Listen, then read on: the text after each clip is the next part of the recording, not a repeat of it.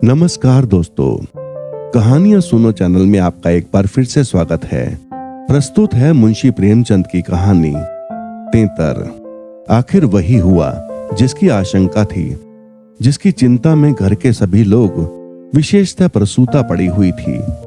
3 पुत्रों के पश्चात कन्या का जन्म हुआ। माता सौर में सूख गई, पिता बाहर आंगन में सूख गए और पिता की वृद्ध माता सौर द्वार पर सूख गई। अनर्थ, महा अनर्थ। भगवान ही कुशल करें तो हो। ये पुत्री नहीं राक्षसी है। इस अभागिनी को इसी घर में आना था। आना ही था तो कुछ दिन पहले क्यों ना आई। भगवान 7वें शत्रु के घर भी तेतर का जन्म न दे। पिता का नाम था पंडित दामोदर दत्त। शिक्षित आदमी थे, शिक्षा विभाग ही में नौकर भी थे।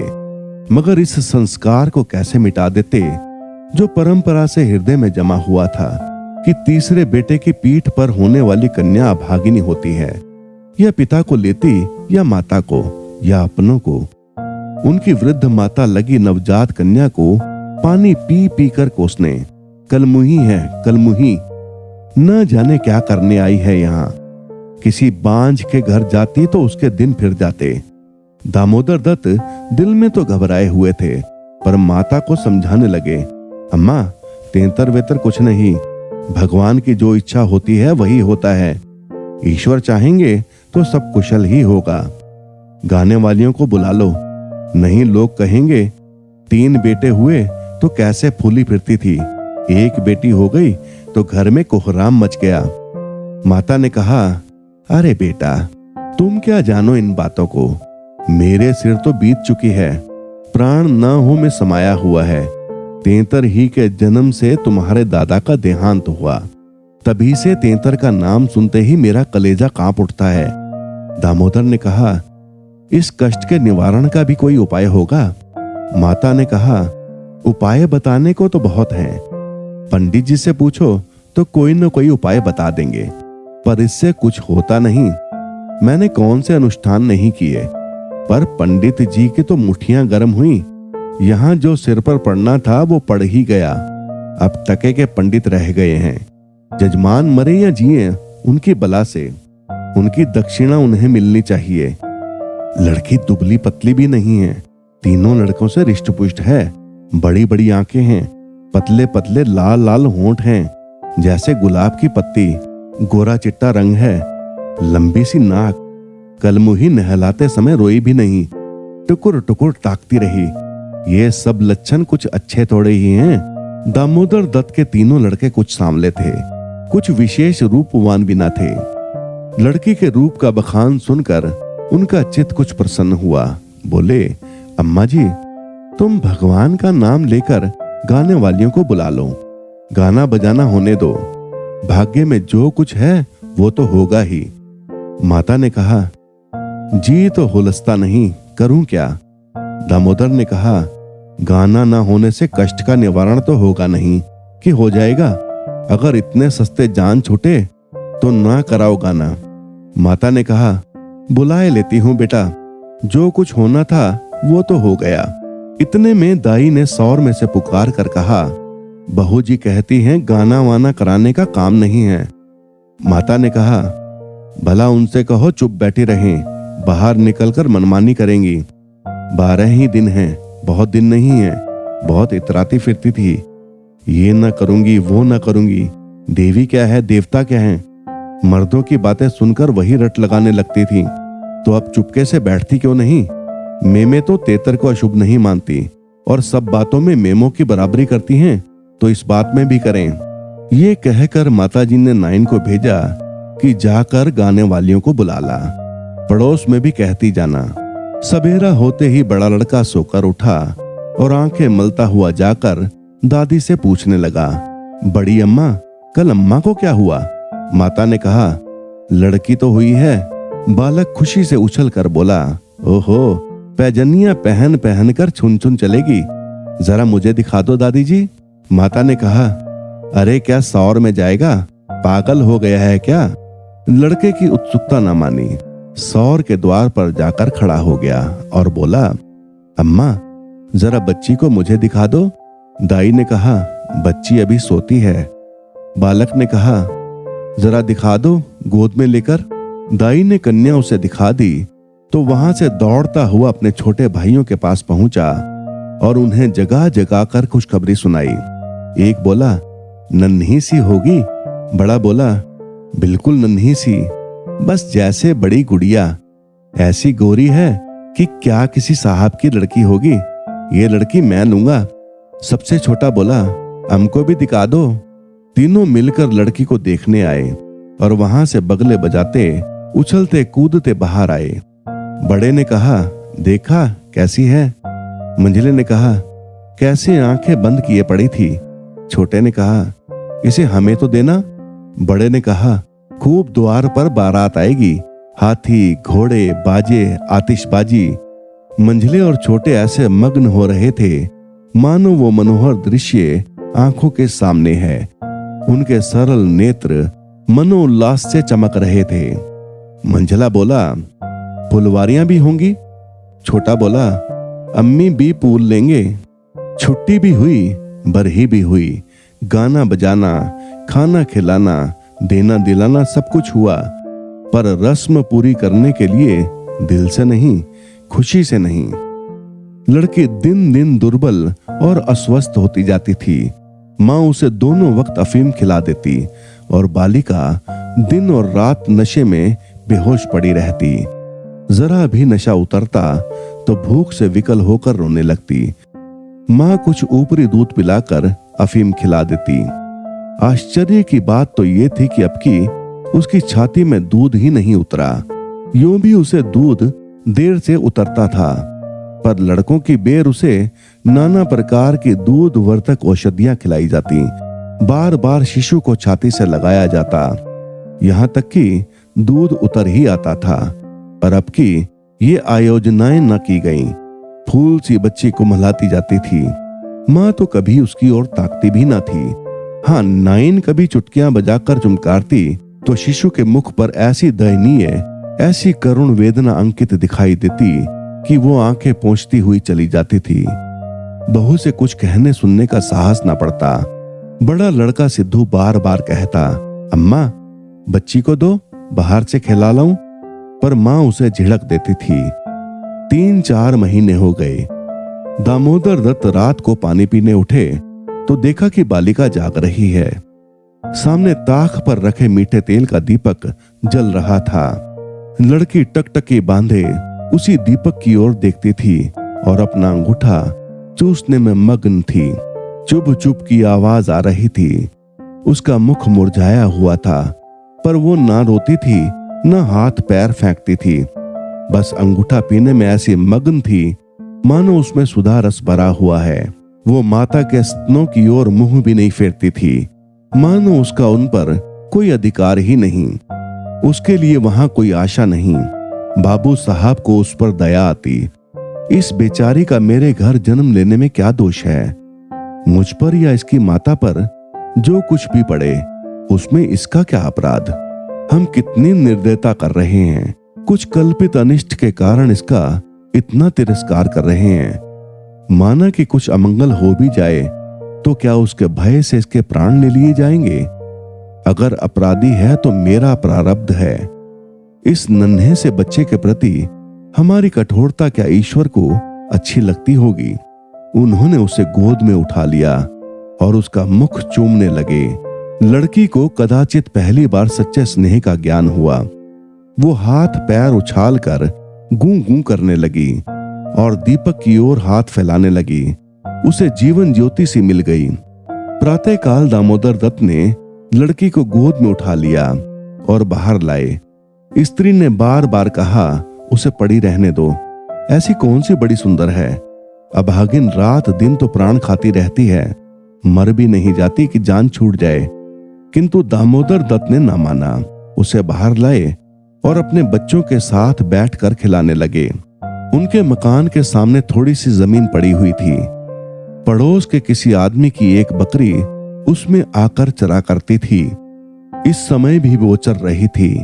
बाबू साहब ने बड़े लड़के से कहा, सिद्धू जरा उस बकरी को पकड़ो तो इसे दूध पिलाएं, शायद भूखी है बेचारी।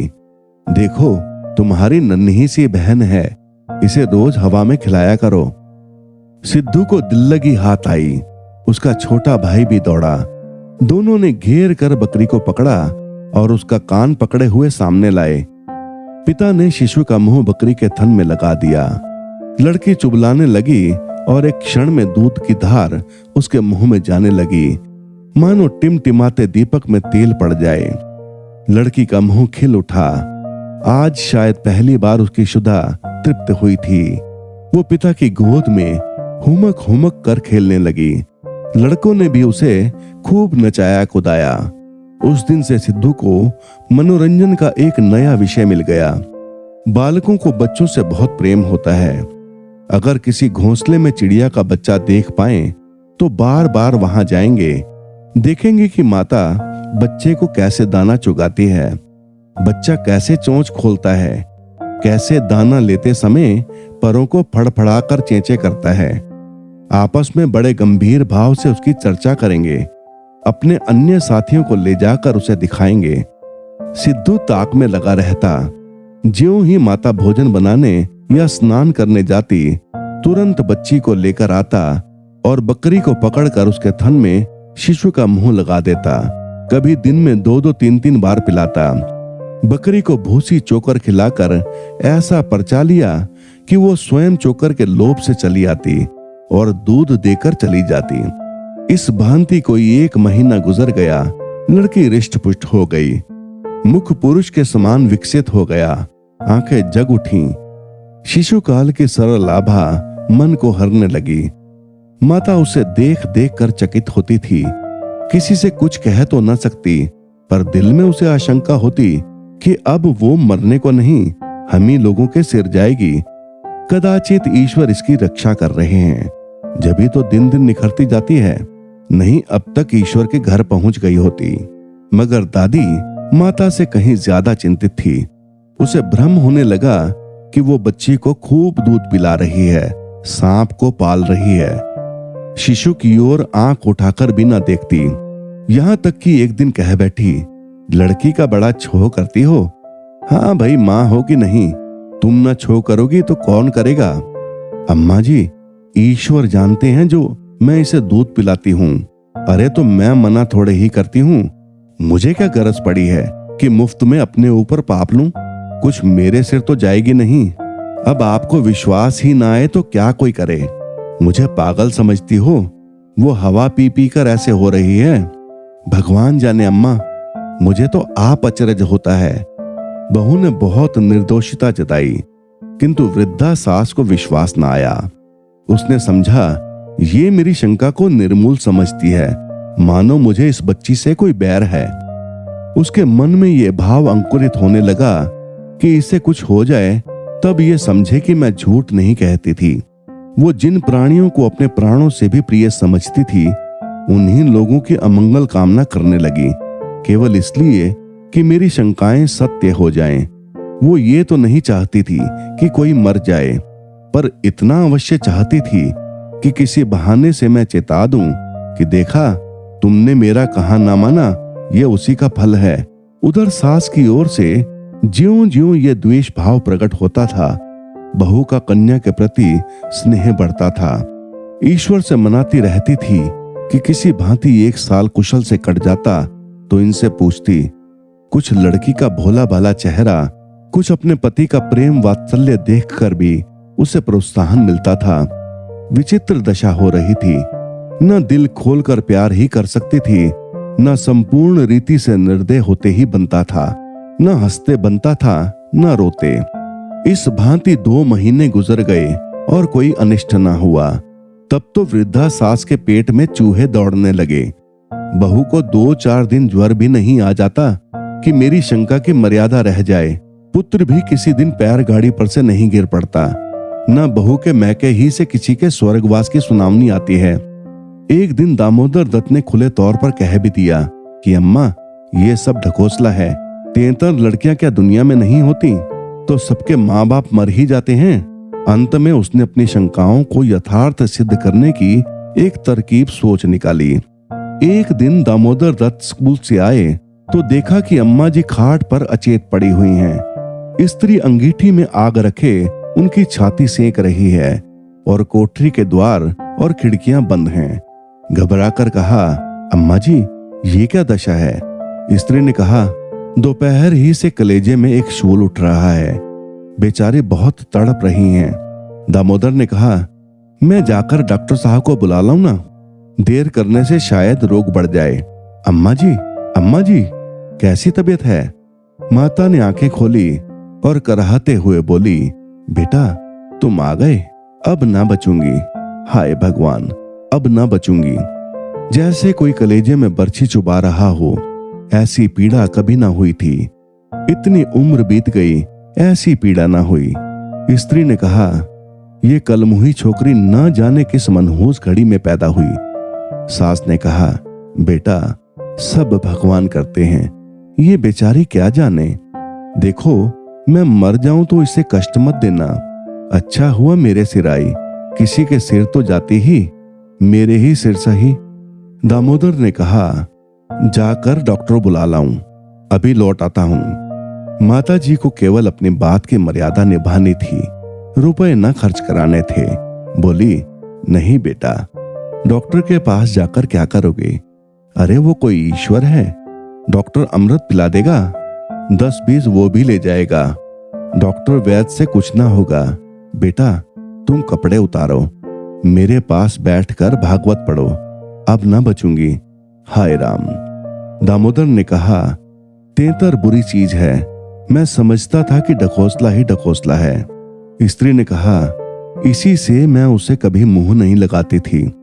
माता ने कहा, बेटा बच्चों को आराम से रखना, भगवान तुम लोगों को सुखी रखे। अच्छा हुआ मेरे ही सिर आई, तुम लोगों के सामने मेरा परलोक हो जाएगा।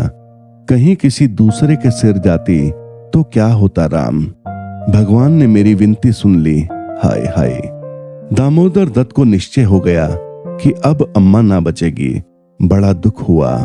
उनके मन की बात होती तो वो मां के बदले तेतर को स्वीकार न करते। जिस जननी ने जन्म दिया, नाना प्रकार के कष्ट झेलकर उनका पालन पोषण किया, अकाल वैधव्य को प्राप्त होकर भी उनकी शिक्षा का प्रबंध किया, उसके सामने एक दुधमुही बच्ची का क्या मूल्य था, जिसके हाथ का एक गिलास पानी भी वो न जानते थे। शोकातुर हो कपड़े उतारे और मां के सिरहाने बैठकर भागवत की कथा सुनाने लगे। रात को बहू भोजन बनाने चली तो सास से बोली, अम्मा जी तुम्हारे लिए थोड़ा सा साबूदाना छोड़ दूं? माता ने व्यंग्य करके कहा, बेटी अन्न बिना ना मारो, भला साबूदाना मुझसे खाया जाएगा? जाओ थोड़ी पूरियां छान लो, पड़े पड़े जो कुछ इच्छा होगी खा लूंगी। कचौरियां भी बना देना, मरती हूं तो भोजन को तरस तरस कर क्यों मरूं। थोड़ी मलाई भी मंगवा लेना, चौक की हो, फिर थोड़े खाने आऊंगी बेटी। थोड़े से केले मंगवा लेना, कलेजे के दर्द में केले खाने से आराम होता है। भोजन के समय पीड़ा शांत हो गई, लेकिन आध घंटे के बाद फिर जोर से होने लगी। आधी रात के समय कहीं जाकर उनकी आंख लगी। 1 सप्ताह तक उनकी यही दशा रही। दिन भर पड़ी कराहा करती, बस भोजन के समय जरा वेदना कम हो जाती।